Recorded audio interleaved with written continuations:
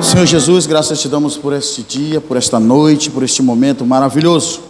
Sou grato pela vida dos nossos amigos que aqui estão, por esta igreja, por este trabalho maravilhoso. É um desafio, é uma guerra, é uma luta, mas sabemos de que lado estamos, sabemos a causa e sabemos a razão. E isto nos motiva porque sabemos quem é por nós. E nesta noite eu peço que o Senhor nos ajude a entender que o Senhor tem um propósito e o Senhor tem um projeto para nós, e o Senhor nos mostra como devemos lutar esta guerra. Em nome de Jesus, se conosco. Amém. Amém.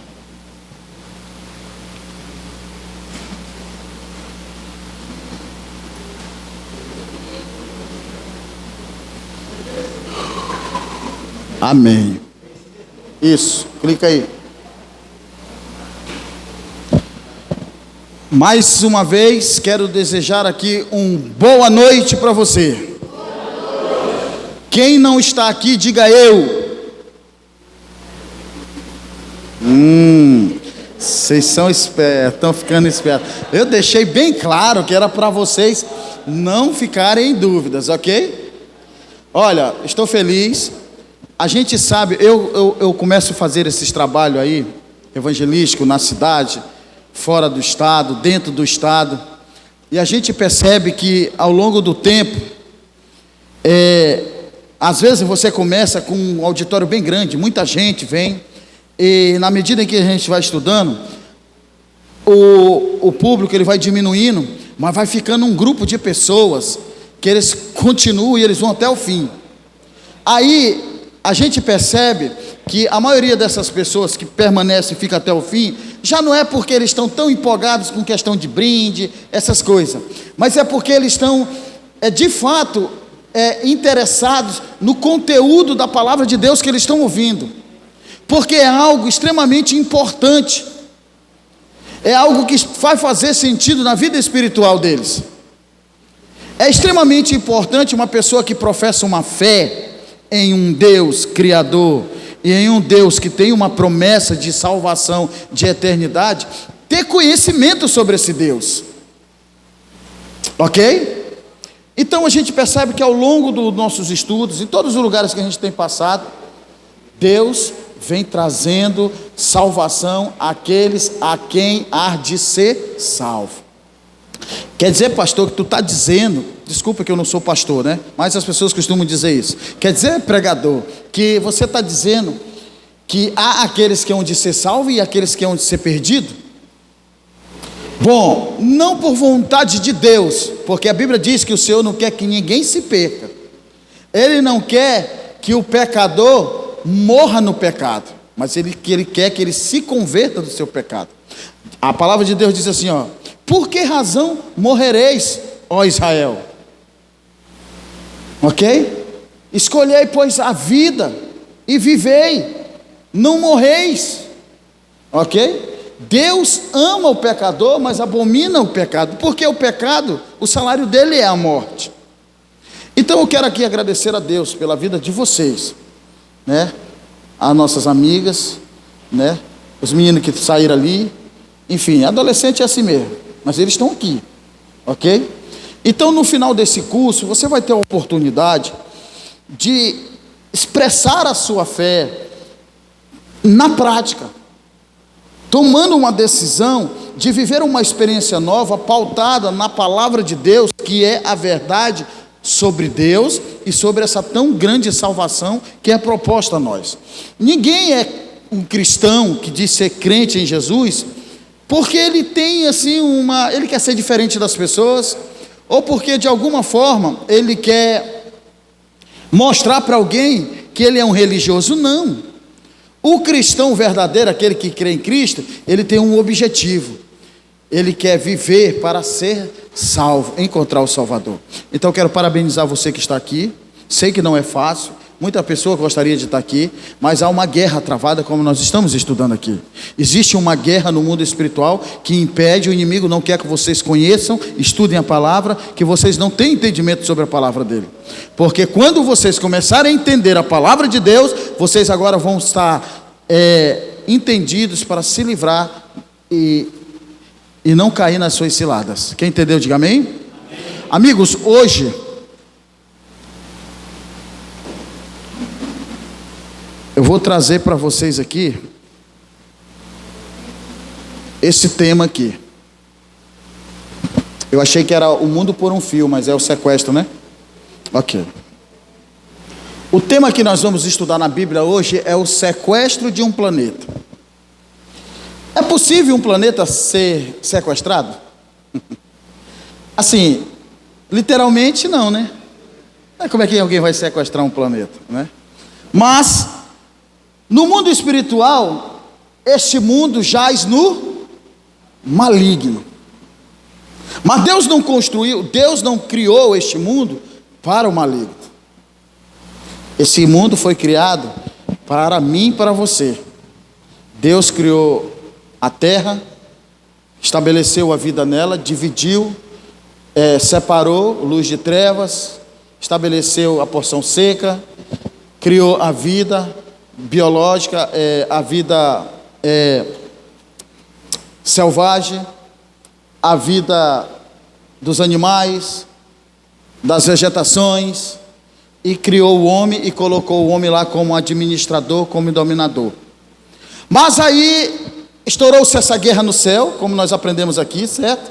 Satanás foi expulso de lá e ele é lançado para esta terra. Ao chegar aqui, agora ele se propõe a destruir aquela relação, aquela harmonia entre Deus e a sua criação, a terra, a vida, inclusive o homem que foi criado à sua imagem e semelhança. Satanás entra com sua astúcia, como a gente aprendeu aqui, certo? Porque ele começa com um diálogo sorrateiro, mas ele quer infiltrar um engano, introduzir uma mentira, e ele conseguiu influenciar e ter a atenção de Eva, e ela desobedece a Deus. Aí isso constituiu-se o pecado, e a consequência do pecado foi aquilo que Deus disse: se vocês comerem, vocês morrem. Ok? E o que aconteceu? A desobediência produziu a morte. O pecado produziu a morte. Com isso, o inimigo agora, ele passa a ter um certo domínio e controle em meio à humanidade, e influência também na questão do controle da natureza. Porque Satanás, ele meio que ele conseguiu usurpar, tomar esse controle da terra. Porque a Bíblia diz que a terra foi amaldiçoada por causa do pecado do homem. Aonde ela produzia frutos e os animais tinham uma boa relação com o homem, agora por causa do pecado, a terra agora produz seus espinhos, né? A terra, você precisa trabalhar ela para que ela produza o alimento, sim ou não? Ok? Você vê que há um descontrole natural das ordens, das leis que regem a natureza. Muitos países aí, a terra treme, a terra acontece grandes catástrofes, ok? E nós vamos entender isso aí. Então esse mundo ele foi tomado como um grande sequestro. E se esse mundo foi tomado por um sequestro, ele está precisando urgentemente de quê? Vamos lá, gente. Uma pessoa que foi sequestrada, ela está ansiosa por ser o quê? Resgatada. Muito bem, vocês estão entendendo. Então, se esse mundo foi tomado como sequestro, ou por sequestro, ele está precisando ser o quê? Aí é que entra a boa notícia da situação. Os nossos primeiros pais, eles deixaram, ou de alguma forma, eles foram tomados como sequestro. E o mundo também. Satanás, quando ele chega lá no monte, no deserto, que Jesus está se preparando espiritual, porque ele sabia a missão dele, ele sabia o que teria que fazer, ele sabia que o povo judeu que estava esperando o Salvador não ia reconhecê-lo como Salvador. Ele sabia que muitos o aceitariam, mas muitos o rejeitariam. Ele sabia que este povo pela qual ele veio salvar era o mesmo povo que ia condenar ele. Ele sabia que aquele amigo que ele comia na mesa, experimentou tudo o que ele tinha, era o que ia trair ele. Você está entendendo?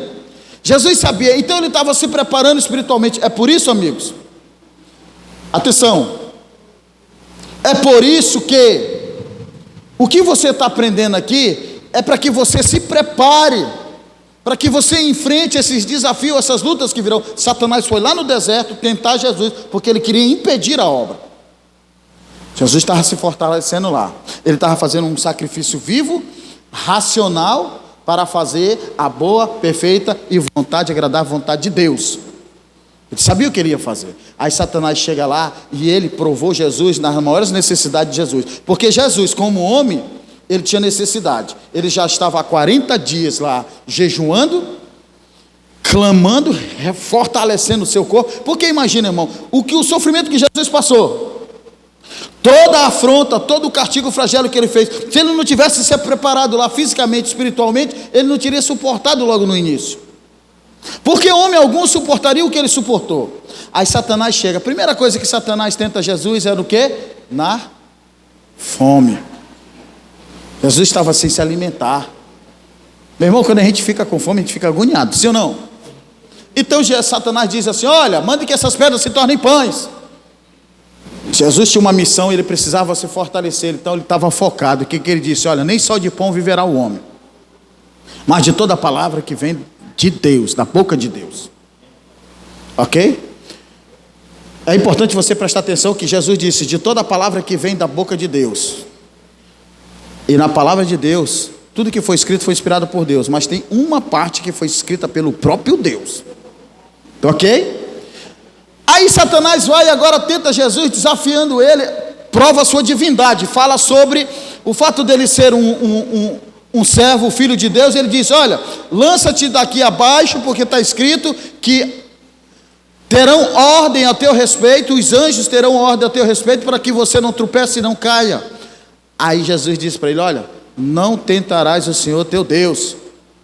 É como se eu fosse um homem cristão, religioso, fanático ao extremo, que eu estou vendo ali o jacaré com a boca aberta, mas eu vou passar porque Deus vai me proteger, sendo que lá na frente tem um atalho.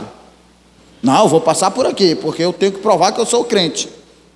Passa lá, o jacaré te engole. Aí tu vai botar a culpa em Deus, sendo que tem uma parte bem ali que dá para você passar. Você está entendendo? Então Jesus disse: ei, meu amigo, não tentarás o Senhor teu Deus. Satanás, ele continua insistindo, porque ele não desiste fácil. Ok? Aí ele pega Jesus, transporta ele para um monte bem alto, e de lá ele mostra todos os reinos do mundo. Aqui você entende que ele já tem domínio sobre o mundo, ele tem mantido sob sequestro, ok? Ele mostra para Jesus e disse: olha, todos esses reinos. Aí ele diz: todos os poderes te darei se você prostrado me adorares. Desde o princípio Satanás queria ser reverenciado. Ele não queria ser só o anjo de luz, ele não queria ser só Lúcifer, ele não estava conformado só com a patente dele no céu, ele queria ser igual a Deus. O que ele propõe para Jesus? Me adore como Deus, e eu te dou, ok? O domínio, os poderes. Sabe o que Satanás tem proposto para a humanidade? Poderes, domínios, ok? Aí ele consegue manter a humanidade como seu refém. Aí sabe o que Jesus responde para ele? Jesus diz assim: olha, vai-te, Satanás, porque também está escrito: somente a Deus adorarás, e só a Ele prestarás culto.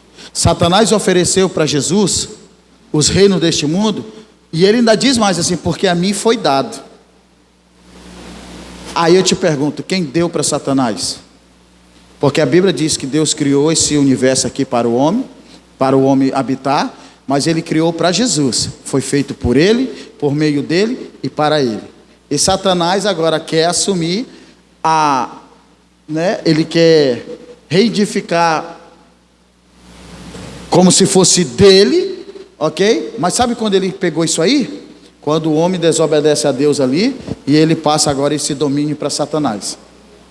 Aí Satanás, ao longo da história, vem mantendo a humanidade como seu refém. Por isso o nosso tema hoje é o sequestro de um planeta. Se esse planeta está sendo mantido como um refém, ele está desesperadamente precisando ser o quê? Resgatado. Então, quando nós estamos falando do planeta, nós estamos falando da estrutura, nós estamos falando daqueles a quem Deus criou a sua imagem e semelhança, que é eu e você. Ok? Então vamos lá.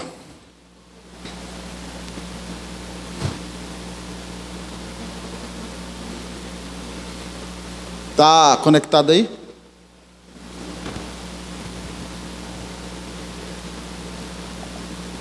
Ok. Ok. Bom, eu já fiz essa pergunta para você, mas eu vou reforçar a sua memória. Como desenharíamos a face do mundo?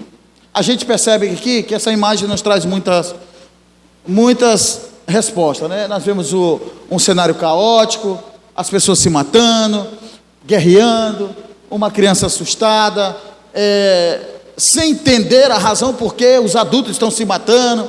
Nós vimos aqui as guerras biológicas, nós vimos destruição, nós vimos caos aqui, sim ou não? Porque Satanás, ele é o promotor, aquele que promove o caos. Ele quer que a humanidade se destrua, porque quando a humanidade não tem Deus, nem tem a orientação de Deus, ela destruindo a si mesma, automaticamente elas também estão tirando de si a oportunidade de serem salvas. Então, o mundo hoje está dentro de um contexto caótico, espiritualmente. Apesar de que existe ainda muitos lugares aí onde as pessoas estão guerreando, sim ou não? Estão em guerra. Parece que deu uma apaziguada aí, mas a Ucrânia ainda está em guerra com a Rússia. Parece que deu uma apaziguada na mídia aí, mas parece que Israel ainda está em uma tensão muito grande lá com Hamas. E os outros países como Rússia, China, Ucrânia, Coreia do Sul, Coreia do Norte, são países que eles têm armas biológicas e nucleares extremamente potentes e que causa ali um grande rumor de guerra. E o país está numa grande tensão, ok? Então o cenário do mundo hoje é um cenário de caos, de preocupações pela vida.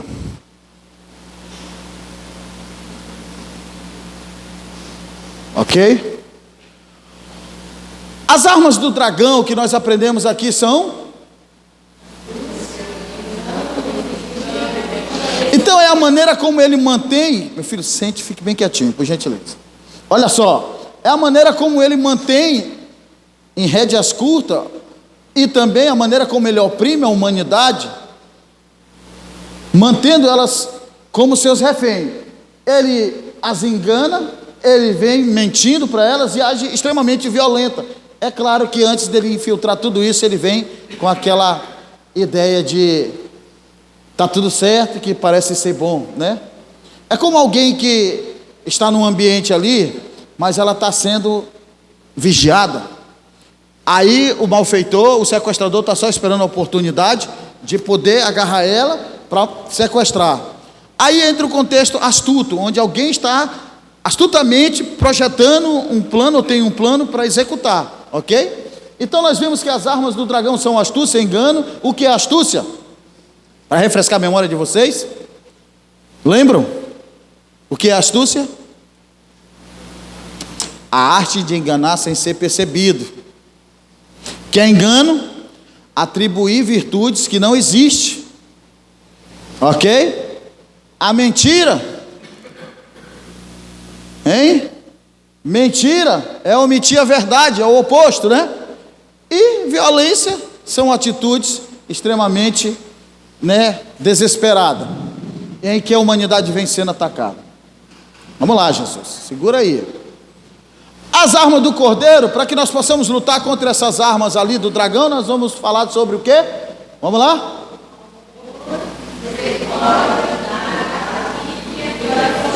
Essas são as armas que nós vamos lutar contra as astúcias, o engano, a mentira e a violência de Satanás. Aquele que diz amar a Deus, mas não ama o seu irmão, não conhece a Deus, porque Deus é amor.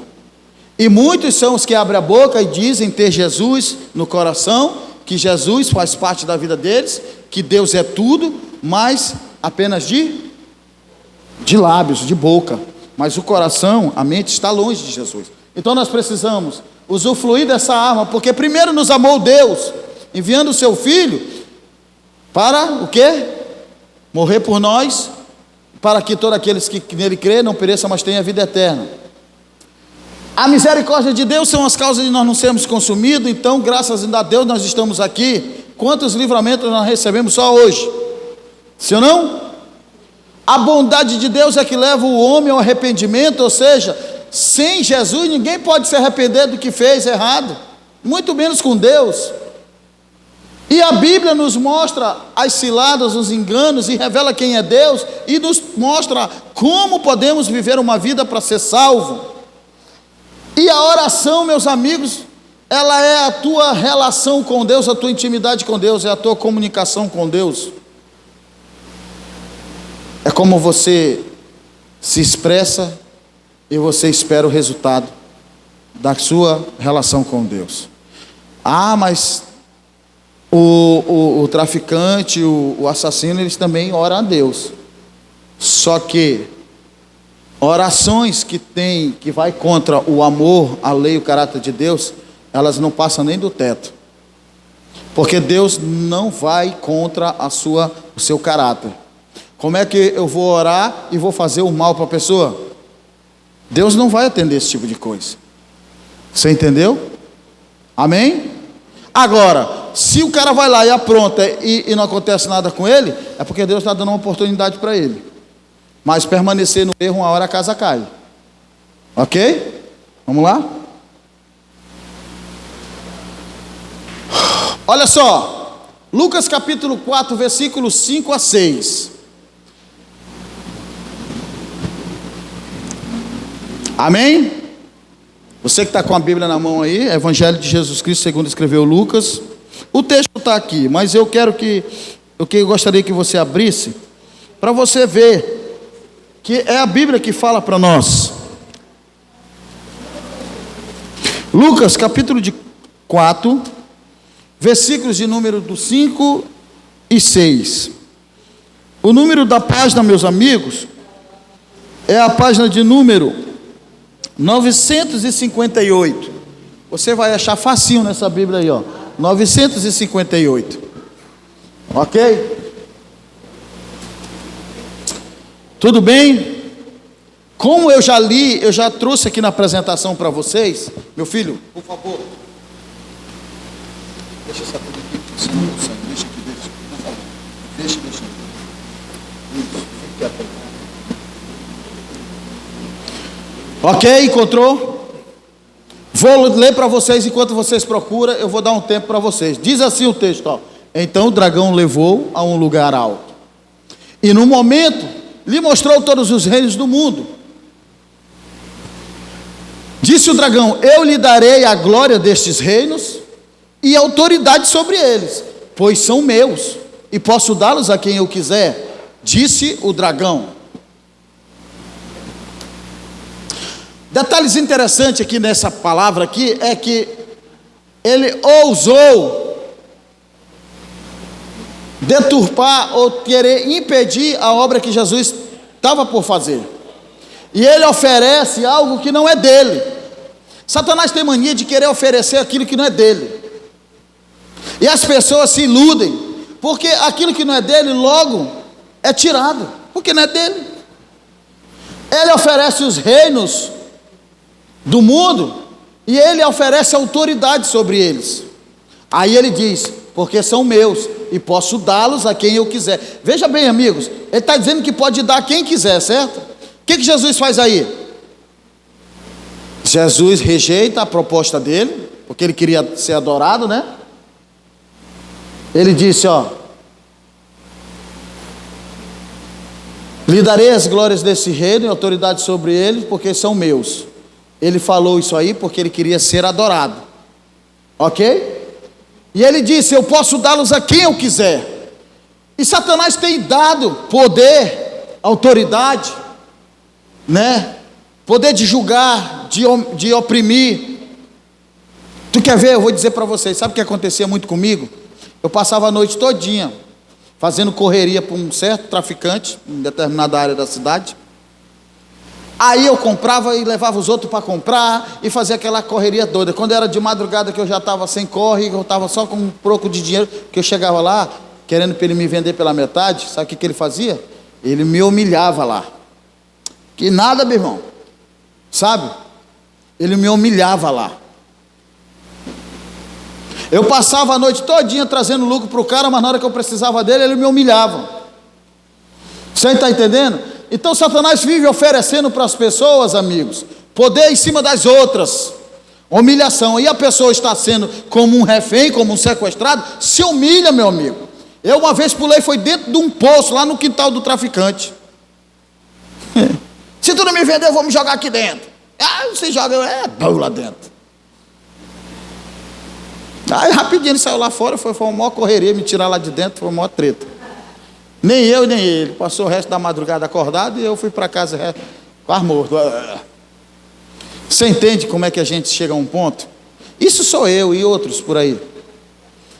E eu, pela misericórdia, pelo amor, pela bondade e pela instrução da palavra e essa relação que hoje, graças a Deus, a gente mantém com Cristo, com Deus, na oração, tem me dado força para não mais ser julgado assim. Sabe quando um refém é resgatado, ele passa por aquele trauma todo?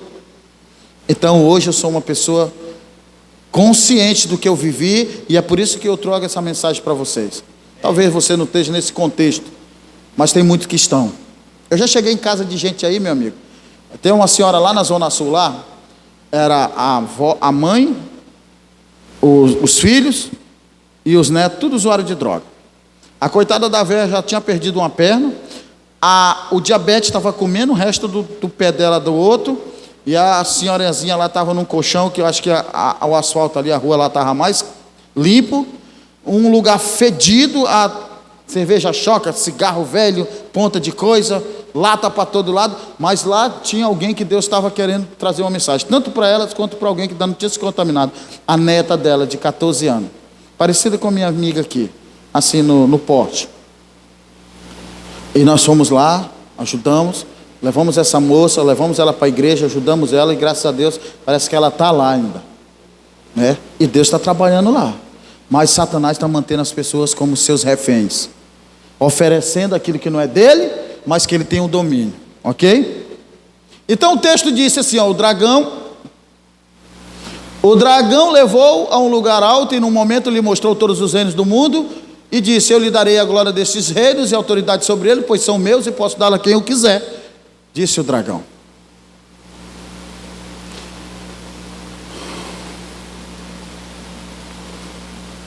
No que consiste o pecado então, irmãos? Né? Vamos ver? Vamos abrir e ver a ordem de Deus no capítulo 2 de Gênesis 15. Capítulo 2 de Gênesis, bem no começo.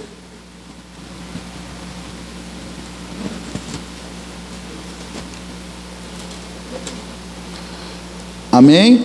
Vai estar bem na página de número 4, 6, a página de número 5, na verdade. Bem facinho de achar, tá? Ok? Então, no que consiste o pecado? Essa pergunta aí é: o que de fato consiste ou se torna pecado? O que eu faço que eu posso dizer que é pecado? O que é de fato pecado? Primeiro nós temos que ver o texto aqui, ó, Gênesis 2,15 diz assim, ó. Eu sei que vocês já falaram isso aqui, mas é para vocês entenderem. Diz assim, posso ler? Diz assim, ó. Versículo 15 e 17. Aí vocês ficam aí que na outra página, no capítulo 3, nós vamos ver mais. Fala assim, ó. 15 e 17 diz assim, ó. O Senhor Deus tomou o homem e colocou no jardim do Éden para cultivar e guardar. E o Senhor deu ordem ao homem. O que o Senhor fez com o homem? Depois que criou, ele colocou onde? No jardim, no Éden, para ele fazer o quê? Guardar e cultivar. Ou seja, administrar, tomar conta, né? Você, de repente, Você trabalha numa empresa e você tomou o cargo de gerenciar, cuidar daquele lugar, administrar daquele lugar, enquanto seu patrão tem total confiança em você, certo? Aí Deus disse assim, ó. Aí Deus deu uma ordem para o homem. Ele disse: de toda árvore do jardim você pode comer livremente, mas da árvore do conhecimento do bem e do mal você não deve comer, porque no dia em que dela comer, certamente morrerá. Então Deus deu uma ordem: não comam desse fruto, porque senão tu morre, certo? No que consiste o pecado? Deus deu uma ordem, certo? A ordem era não comer do fruto, ok? Aí disse a serpente, aí no 3, você vê na outra página aí, ó, na outra página, capítulo 3, versículos 4, a serpente disse: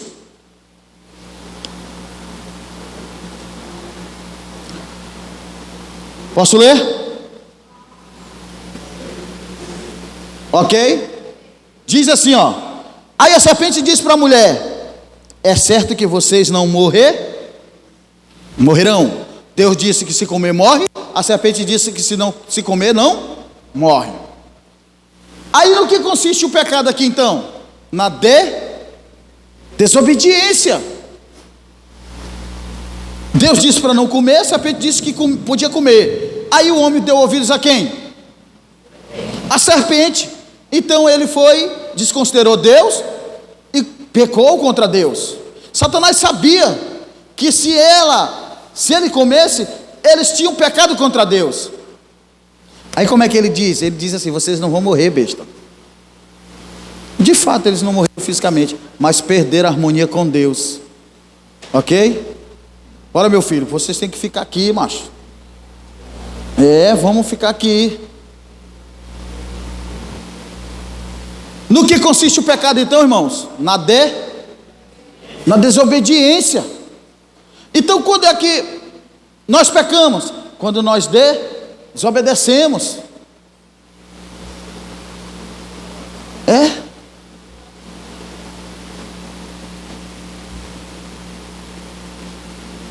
E qual é a consequência do pecado?